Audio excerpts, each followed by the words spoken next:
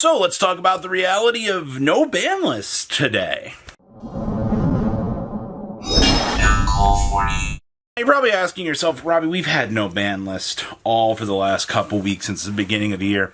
What makes today such an impactful, important day? Well, today marks the day that you're done. You're not getting a ban list until probably after the 300th at this point. A couple reasonings for this. Number one, next week is all set reveals, or at least it should all be set reveals. It's normally a week before sneak peek, and next week lines up with that week that we will be seeing, the opportunities and stuff to come for that. So, Presidents now is going to be, Blazing Domains, Burst Protocol.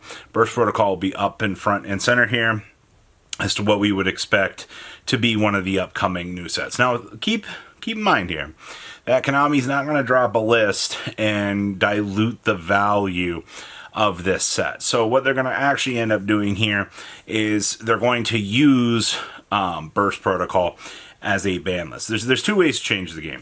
Either we let a new set come in and crash down the meta and give things the chance to kind of settle up and kind of change from there, or we actually set things up with an actual ban list to change the course of the meta. So that's kind of an important thing to think about when you're looking at like the construction and based on, interactions in the game. New sets do have an impact. So it's almost technically like you get maybe 10 opportunities for a ban list a year.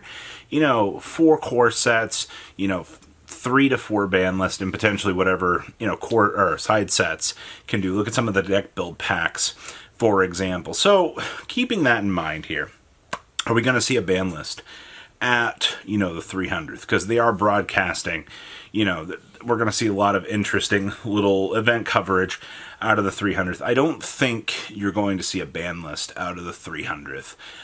It makes no sense for Konami to drop a ban list on the 300th when they need to use the data from the 300th to basically be able to construct a better meta based on that environment. Because that's going to be 3 tournaments.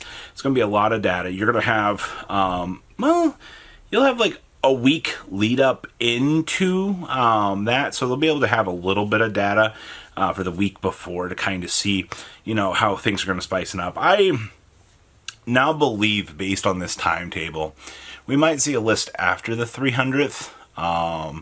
You're also going to have Meza Mutaros touching down after the 300th, which that itself is going to spicing up things. You're going to have the new Dark Magician coming out. You're going to have a lot of really powerful game changers that are going to be showing up out of that set. So I am expecting a lot of major shifts with that set just for the little things. So that pushes us into March. Well, that's where we're going to have the Mitsurugi deck coming down. Konami has already proven to us and said, hey, you guys are getting these Mitsurugi reprints. Why would Konami want to check Mitsurugi and hurt the sales on that? That puts you at late March or early April for a list. And I am not happy with that whatsoever. I've heard there's a lot of differing opinions with this format. Herald being one of the biggest drags across the format has been probably one of the most annoying things that we've seen, but they're using Burst as the turning point for things, but I don't know how much Konami doesn't realize that players are sick of Yummy. They're sick of, these interactions that have been happening as meta. And that's why, we do need that generic cleanup. We need Herald to just get out of the game so that we can break the connection between Mitsurugi. Banning Herald does not hurt the selling point. I'm going to say this. It does not hurt the selling point for the Mitsurugi deck itself. All right. And at this point in time, I'm almost wondering if Konami actively believes that these new dinosaur scientists coming out, it makes me truly wonder if Konami has some secret 500 IQ plan sitting in the back of their minds right now, trying to, create, some sort of positive meta. Because that's the only real thing that can change things right now. I mean, Crown's a great card. All right, nobody's going to argue about Crown being a good card or not. The problem is either these TCG exclusives have to be the most cracked ass thing I have ever seen in my life, or you have got to cook up something so dastardly crazy to change the structuring of this already existing meta that if not, you're going to just kind of be stuck in this little soft loop. This has kind of been the problem. Look at the last deck build pack, for example, with Enneacraft and all of those decks. The meta was too far ahead of where it needed to be. And when you have a meta that is too far ahead of itself, look at how far Yummy and Mitsurugi feel in comparison to everything else kind of floating around it. You don't really get the chance to counteract that. Now, the point of this video was to remind people here of we've crossed the line. All right, today was the last day that we could have seen a ban list. Without seeing any future possible changes in a future setting, congratulations. You're not seeing a ban list anytime soon. Am I happy about this? Am I sad about this? I wanted to see some change. I actively believe that this game needs to use its ban list to, spice it up and actually keep things fresh. And I feel like we haven't done that.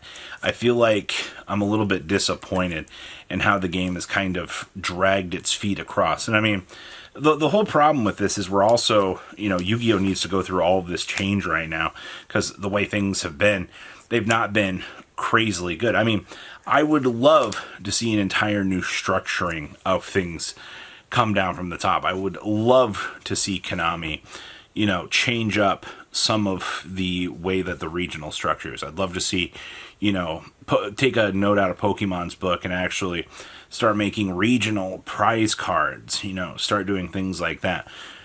But from where we're sitting right now, it's not a reality. It's not going to happen. So, from where we're sitting, it's boring. I know I'm kind of being doom and gloom right now. I think Yu-Gi-Oh! As a game has been fine. I don't progressively feel like the game has gotten any worse than it already has. Actually, contrary to what you might believe, I think the game is actually doing a little bit better now. Now that we actually got our crap together and we actually, got us some access to some actually important things, which were, making the overframes, I think the game has felt a little bit better. But there's that. Realistically, you're probably... Oh, that's another side note I want to include in this video. Konami, I don't know if you've paid attention to Europe, but it looks like Europe is getting a regional for Genesis format. Now, while I have heard a lot of, Yu-Gi tubers being kind of disappointed in the way that Genesis format has kind of played out here, let's not beat around the bush. You all know that Genesis format has been a wee little bit disappointing, and most of us haven't been, really too happy with the handling of the format, and I kind of get that. I really do. It's been a little bit annoying to be sad and be disappointed with how it's held up, but I think at this stage, if they're promoting regionals, especially in the UK, to try to promote Genesis, then I think we're in a good position. I can't really hate the idea of them trying to do something like that. So that's something as an interesting little side note here, while we're on no ban list time, that there is a possibility that they could cook up some very interesting topics of discussion, at least around that front. But only time will tell. So my fingers are crossed, Konami, that you will take advantage of this nice little opportunity that you've got, and we will see some interesting things come down from the top. So, what do you guys think? Please, leave a comment down below. Tell me what you guys think. And I will see your beautiful faces back here today, guys. Patrons, thank you.